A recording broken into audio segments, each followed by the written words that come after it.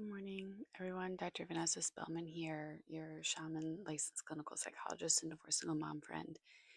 So yesterday, I had the pleasure of getting together with my daughter's former nanny, who I haven't seen in 3 years, and we were together through the pandemic, before the pandemic, while I was married, during my divorce, after my divorce. So she's really seen all the phases of my life and is such a special person to me. And she deserves the title of sainthood, I'll tell you. Never have I met a purer heart in my life. And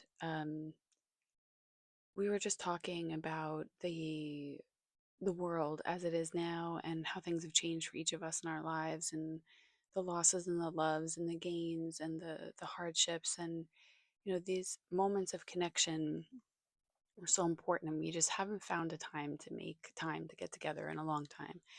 And yesterday we just spent 2 hours sitting at a metal picnic table talking about deep things and love and our hearts, and she just means so much to me. So one of the things we were talking about is the way that the pandemic has changed people. That we were talking about how this like idea of distancing from each other has really stayed within us somehow, that people are a little colder, a little harder.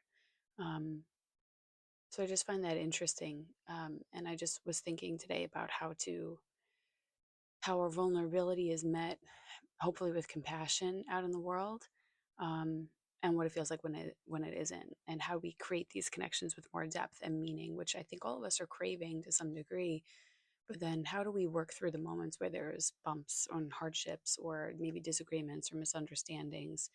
And I watched a clip from Esther Perel talking about the kind of faceless contact that we're having with people, and how that um, changes how we communicate, because there aren't as many consequences when you can just say whatever you want behind a shield. So I guess today my inquiry for myself is maybe an inquiry for everyone. Like, have you changed how you connect with people after the pandemic? Did that idea of social distancing make it into your soul somehow? Maybe it's time to expunge it. We just had a full moon. Um, Time to, I think, really reevaluate as we step into summer how you want to feel joy and connection and love and bonding with people. And for me, it was just this very simple day out in a park with someone who I care for very deeply and has really seen me through some hard points in my life. So, um, and I think it's really easy to get caught up in the busyness of everything, but making time for each other is really important. So, I hope you all have a beautiful day. See you next time.